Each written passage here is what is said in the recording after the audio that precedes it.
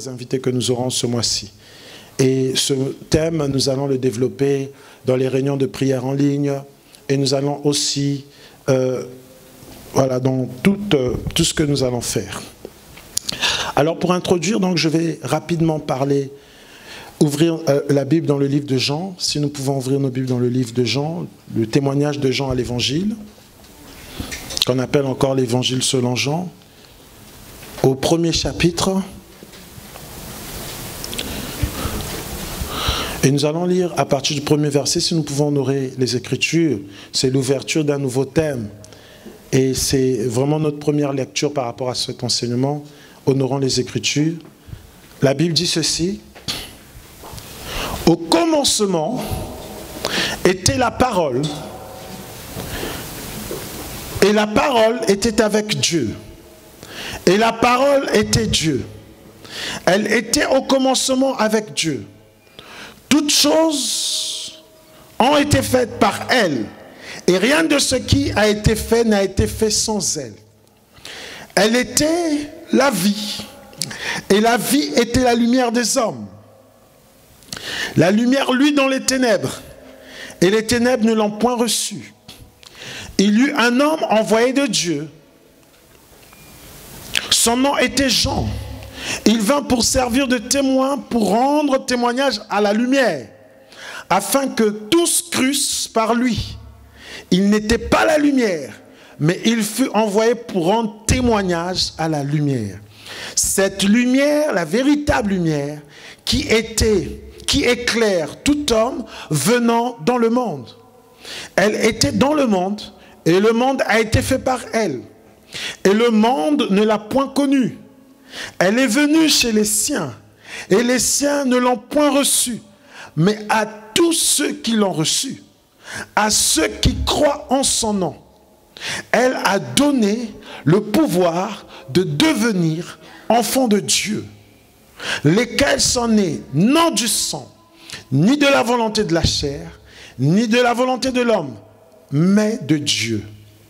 Amen. Nous acclamons très fort le Seigneur. Au commencement était la parole, et la parole était avec Dieu, et la parole était Dieu. Cette parole s'est faite chair. C'est la lumière qui luit dans les ténèbres, mais les ténèbres ne l'ont pas reçue. Cette lumière est venue chez les siens, mais les siens ne l'ont pas reçue. Cette lumière a un nom, parce que la Bible continue en disant, mais à ceux qui l'ont reçue, à ceux qui croient en son nom. Donc c'est une lumière qui a un nom. Cette lumière par qui le monde a été fait, parce qu'on dit le monde a été fait par cette lumière. Et cette lumière, lorsque nous voyons, en fait, c'est la parole qui est devenue chair et qui habitait parmi les hommes. Mais la Bible dit que tous ceux qui ont reçu cette lumière et tous ceux qui ont cru au nom de cette lumière, parce que cette lumière a un nom, ceux-là ont reçu le pouvoir de devenir enfants de Dieu. Et nous comprenons par là, n'est pas enfant de Dieu qui veut. Je prends la résolution, donc je suis enfant de Dieu. Je me décide, je suis enfant de Dieu. Non, là la Bible nous déclare que pour devenir enfant de Dieu, il faut en recevoir le pouvoir. Mais pour recevoir ce pouvoir, il faut recevoir la lumière et il faut croire au nom de cette lumière. Et lorsque nous croyons en cette lumière, au nom de cette lumière, et nous recevons cette lumière, dont cette lumière vient en nous, nous recevons à ce moment-là le pouvoir de devenir enfants de Dieu. Nous ne sommes plus à ce moment-là considérés comme nés simplement selon la chair, selon le sang, ni selon la volonté de l'homme, mais nous sommes nés de Dieu. Nous sommes nés de Dieu. Nous devenons donc enfants de Dieu. Bien-aimé, si on te dit que Dieu est ton Père, ça veut dire que le Seigneur ne peut pas permettre qu'on puisse maudire son enfant. Ça veut dire que tu appartiens maintenant à Dieu. Celui qui considère qu'il est enfant de Dieu et qu'il est maudit en même temps, il n'est pas donc enfant de Dieu, parce que personne ne peut maudire un enfant de Dieu. Or, pour être enfant de Dieu, il faut déjà recevoir la lumière. Et cette lumière, elle a un nom et il faut croire en ce nom-là. Mais comment recevoir cette lumière? Quand on dit ça, on peut se poser la question, mais moi j'aimerais bien recevoir cette lumière. Déjà, qui est cette lumière? On nous dit cette lumière, rien n'a été fait sans elle. Même le monde a été fait par elle, mais le monde ne l'a pas reçue. La Bible dit, Dieu a tant aimé le monde qu'il a envoyé son Fils unique. Mais le monde en question n'a pas reçu cette lumière. Cette lumière, lui, dans les ténèbres. Mais les ténèbres ont repoussé cette lumière. Personne n'a cru en cette lumière. Personne n'a reçu. Alors comment recevoir cette lumière? Parce qu'il peut arriver que cette lumière soit en dehors des personnes qui pourtant prétendent avoir reçu cette lumière et avoir cru en cette lumière. Parce que lorsque le Seigneur s'est adressé à l'ange de l'église de Laodicée, il dit, je me tiens à la porte et je frappe. Celui qui m'ouvrira, j'entrerai souper avec lui et lui avec moi.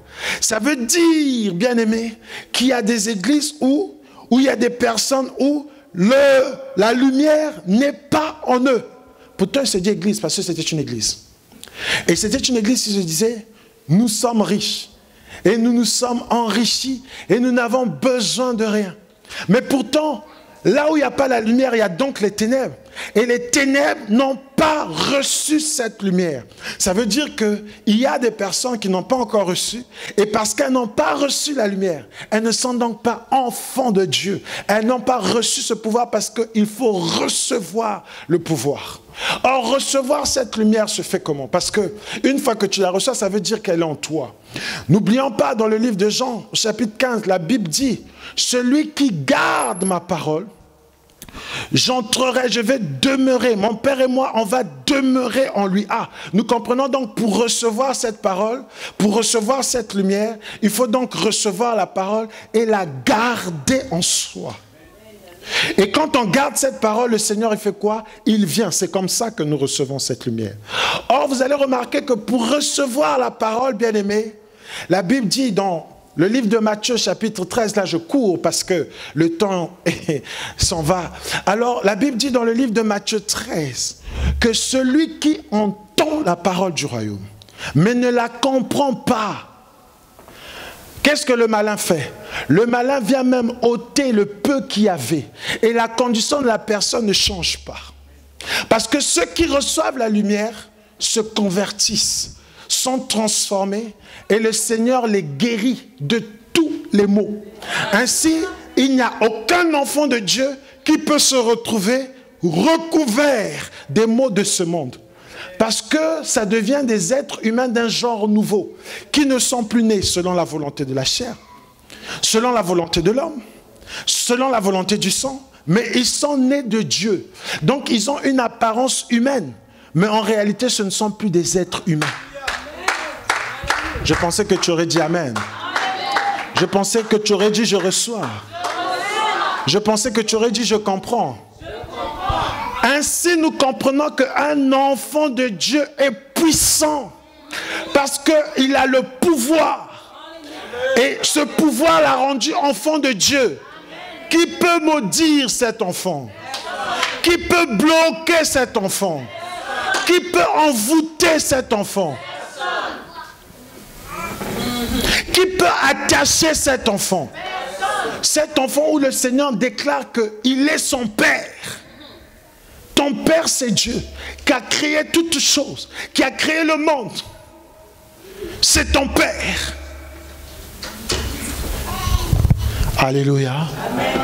Mais le problème, c'est pourquoi? Parce que nous sommes nombreux à prétendre avoir reçu la lumière, alors que nous ne l'avons pas reçue. Nous sommes nombreux à prétendre que nous avons cru au nom de cette lumière, alors que on n'a pas cru du tout. Et c'est ainsi, on prétend être enfant de Dieu, alors qu'on n'est pas. Parce que pour être enfant de Dieu, il faut avoir reçu le pouvoir de le devenir. Tu ne deviens pas comme ça enfant de Dieu. C'est-à-dire, tu ne peux pas toi-même, par une simple résolution, changer ta nature. Donc de la nature d'enfant naturel, humain, naturel, né selon la volonté de la chair ou du sang, ou de la volonté de l'homme, et de passer à celui qui est né de Dieu. Tu ne peux pas, par toi-même. Il faut que tu reçoives le pouvoir qui te fait passer de la nature humaine à la nature d'enfant de Dieu. Amen. Et quand tu reçois cette nature, tu deviens une nouvelle personne. Tu es né de Dieu. La Bible dit, ceux qui sont ou qui manifestent l'amour connaissent Dieu, savent que Dieu est amour et sont nés de Dieu. Voilà pourquoi la Bible dit, dans le livre de Jean, toujours au chapitre 13 là-bas, à partir du verset 34, il dit, aimez-vous les uns les autres. C'est le commandement nouveau que je vous donne. C'est-à-dire le commandement qui concerne les enfants de Dieu, le seul et unique commandement que le Seigneur nous a laissé. Parce que les autres commandements, il a repris ce que la loi de Moïse disait déjà. Et il a résumé d'ailleurs même en 2 lois. Aime Dieu de tout ton cœur, de tout ton... et aime ton prochain comme toi-même. Il a résumé tous les 613 commandements en 2 simples commandements. Mais là, il a reproduit, il a répété simplement la loi de Moïse. Mais le commandement que lui-même a apporté, il dit, je vous donne un nouveau commandement. Donc ce commandement n'existait pas. Aimez-vous les uns les autres. Pas à votre manière. Pas selon les modèles de la télé-réalité.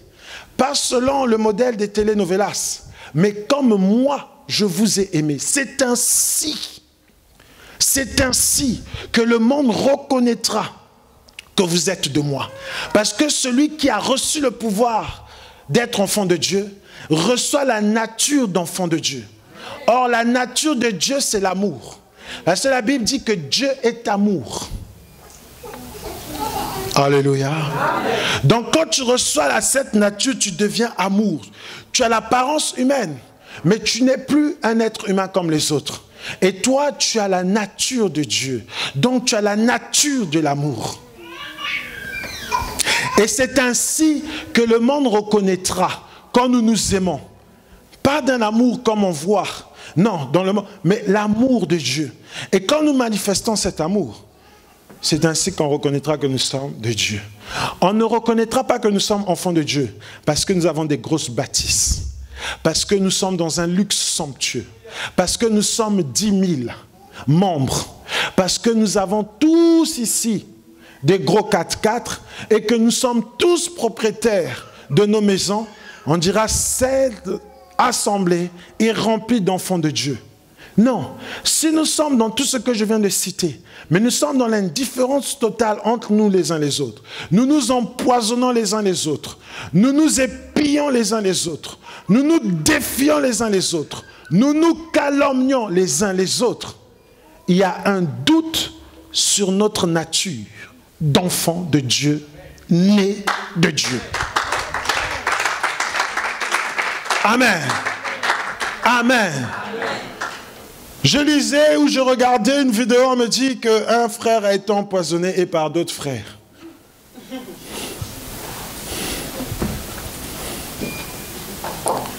Vous êtes nombreux à avoir vu ça. Une sœur qui pleurait parce que son frère était empoisonné. Mais par d'autres frères. Pas par des sorciers. Pas par des païens. Pas par ceux qui prétendent être non-croyants, athées, gnostiques ou tout ce que vous voulez. Non. D'autres chrétiens ont concocté un poison pour empoisonner un autre chrétien. Où est la nature d'enfant de Dieu? Où est la nature d'enfant de Dieu? Je vous pose la question. Vous êtes sage, vous êtes intelligent. Je vous pose cette question. Où est la nature d'enfant de Dieu? Alléluia. Amen. Il y a plus de 20 ans de ça, j'ai dit à des bien-aimés qui étaient persuadés que l'onction est déterminée par rapport à ce qu'on possède. Je leur ai dit, l'abondance de matériel ne détermine pas l'absence ou la présence de Dieu dans la vie de quelqu'un. Ça veut dire que tu peux être dans l'abondance et avoir Dieu. Tu peux être dans le manque aussi et avoir Dieu. Tu peux être dans l'abondance et ne pas avoir Dieu. Et tu peux être dans le manque aussi et ne pas avoir Dieu. Le fait que tu sois dans le manque ne veut pas, ah, comme je n'ai pas de maison, comme je n'ai pas de voiture, forcément j'ai Dieu. Non, non, non, non. Parce que si le fait que tu sois dans cet état, tu ne célèbres pas la victoire des autres, tu ne célèbres pas la joie des autres quand eux ils ont, ça veut dire que ton manque là, c'est un manque qui ne vient pas de Dieu. Ce n'est pas une épreuve de Dieu. Parce que celui qui est enfant de Dieu, on l'a dit dans la vie, alléluia, il sait que c'est l'or. L'or, quand on l'extrait du sol, c'est une pierre. Quand on fait passer par le feu, ça devient un métal inoxydable. Et tout enfant de Dieu, et donc du peuple de Dieu, comme on a lu dans Zacharie 13 au verset 9, il prend quoi? Il prend le tiers et il plonge dans le feu. Et Jean le Baptiste a dit, ne me suivez plus, parce que je ne suis pas digne, mais il y a un qui est plus grand que moi, et je ne suis pas digne de délier la courroie de son soulier. Moi je vous ai baptisé d'eau, mais lui il vous baptisera dans l'esprit, dans le feu. Nous comprenons donc que celui qui a parlé au travers de Zacharie, en Zacharie 13, 9, qui est Dieu, Jésus donc, lui, il baptise dans le feu. Et on a dit, on a vu le baptême du Saint-Esprit, le jour de la Pentecôte. Mais de nos yeux, on n'a pas vu le baptême de feu. Mais à quel moment le baptême de feu a eu lieu? Le Seigneur, pour parler des réalités du royaume de cieux, il a pris des paraboles. Et parmi les paraboles, il y a la parabole du semeur. Il dit, un homme avait un champ. La journée, il a semé la bonne semence. Mais l'ennemi de ce maître, la nuit est venu s'aimer la mauvaise semence. Le matin, les disciples de ce maître ont dit, maître, n'as-tu pas semé? Mais d'où vient maintenant qu'il y a l'ivraie? Allons arracher, dit, réservez-vous de le faire. Parce que vous devez les laisser croître ensemble.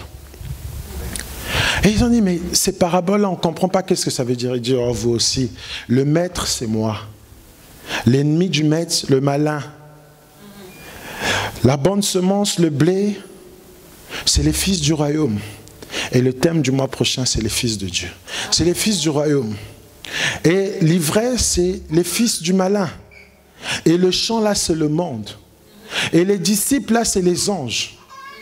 Et c'est au dernier jour seulement qu'on va dire, bon, ceux qui sont de Dieu, mettez-vous à droite. Ceux qui ne sont pas de Dieu, mettez-vous à gauche. Mais on les laisse croître dans le même monde. Pourquoi? Parce que dans le naturel, le blé et l'ivraie ont une même apparence. C'est pour ça que je dis, on a tous la même apparence, mais il y en a qui ne sont plus des êtres humains. On a tous la même apparence. Le blé et l'ivraie, à un stade donné, ils ont la même apparence. Mais quand on laisse le temps faire les choses à maturation, l'ivraie reste droit et le blé se courbe un peu. Il prend la position d'adoration. Il se prosterne. Alléluia. Voilà pourquoi j'ai dit le secret c'est... Le secret c'est... Celui qui ne s'est pas adoré, c'est celui qui est resté droit. Mais celui qui s'est prosterné. Alléluia. Parce que tôt ou tard, l'enfant de Dieu reconnaît toujours son Père. Même à la croix, celui qui est de Dieu a reconnu, il dit non, le jour où tu reviens, souviens-toi de moi. Alléluia. Et là, il a dit, le dernier jour là, on reconnaîtra les adorateurs que le Père a cherchés et qu'il a retrouvés. Mais c'est le temps. Nous comprenons donc que le baptême de feu, c'est le temps. Alléluia. C'est le temps. Parce qu'aujourd'hui, tu peux accepter le Seigneur. Nous sommes en 2020, mais en 2030. Ah, en 2030. Si tu travailles maintenant dans la banque de Rockefeller, que tu as maintenant les poches pleines de billets de banque, et vous savez, les billets de banque changent même le timbre de la voix. Va quelqu'un en 2020, sa voix est fine. Mais en 2030, les billets de banque ont rendu sa voix grave et rock. Donc quand il vous parle, vous savez, je suis le bien-aimé. Non, la voix est devenue balèze. Mais en 2020, la voix était fine. Amen. Quand tu dis, frère, viens à la prière, vous savez, nous n'avons plus le temps. Il est resté droit. Le temps est passé par là. Il y en a d'autres, ça sera la galère. Il passait, donc il est allé se jeter, se vautrer dans des choses compliquées. Et maintenant, quand il s'agit d'adorer Dieu, il est dans des faux fuyants. Amen. Le temps nous éprouve. La Bible dit que nous devons savoir que maintenant, nous serons éprouvés comme on éprouve l'or par le feu. Et nous voyons cette église où le Seigneur se tenait à la porte, il frappait. Cette église a été trouvée ni bouillante, ni froide, mais tiède. Et le Seigneur leur dit la première chose. Venez prendre chez moi, venez acheter chez moi l'or éprouvé. Parce que chaque enfant de Dieu, Dieu le plonge dans le feu. Le baptême du feu. Amen. Bon, le temps pour les jours à venir. Alléluia. Voilà pourquoi je nous encourage. Accrochons-nous parce que le Seigneur, nous sommes comme dans un avion qui décolle et qui prend sa vitesse de croisière. Le Seigneur veut nous révéler des grandes choses. Amen. Acclamons très fort le Seigneur. Nous allons nous mettre debout. Nous sommes arrivés à la fin. Alléluia.